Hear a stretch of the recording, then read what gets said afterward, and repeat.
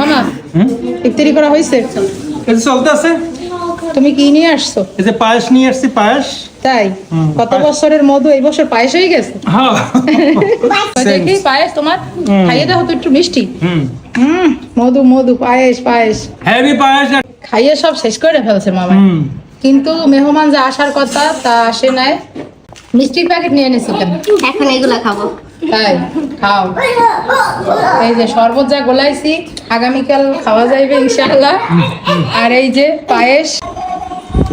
মামা আসসালামু আলাইকুম। এতদিন একা একা ইফতারি করেছি আর অনেক বেশি কষ্ট পেয়েছি। ভেবেছিলাম কখন আত্মীয় স্বজনদেরকে নিয়ে ইফতারি করব। হ্যালো এভরিওয়ান, আসসালামু আলাইকুম, welcome back Israt blog. I hope আপনারা সবাই ভালো আছেন। আমি আলহামদুলিল্লাহ অনেক অনেক ভালো আছি। এই রমজানে কোনোই ব্লগ আপলোড দেওয়া হয়নি।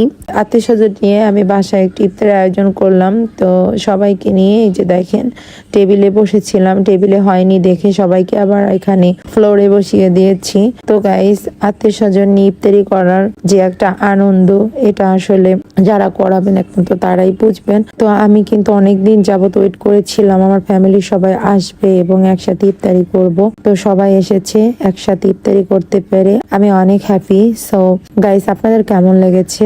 আর হচ্ছে আমি অনেককে হয়তো বলতে পারি নাই, আবার যাদেরকে বলেছি অনেকে আসতে পারেনি। তবে গাইস, এখানে যাদেরকে দেখছেন সবাই আমার নানা বাড়ির, এখানে আমার দাদা বাড়ির কেউই নাই। আরেকটা কথা, সবাই যে আপনাকে পছন্দ করবে এমনও কোনো কথা নাই। ফ্যামিলির ভিতরে কেউ কেউ আপনাকে কখনোই সাপোর্ট করবে না, পছন্দ করবে না, আবার অনেকে আছে যারা আপনাকে সাপোর্ট করবে এবং পছন্দ করবে। তো গাইস, আমার এই ব্লগটি কেমন লেগেছে সবাই কমেন্ট করবেন। ভালো থাকবেন, আজকের মতো বিদায়, আল্লাহ হাফিজ। মামা কম কম খাও, ইফতারি করা শেষ? না চলতে আছে তো।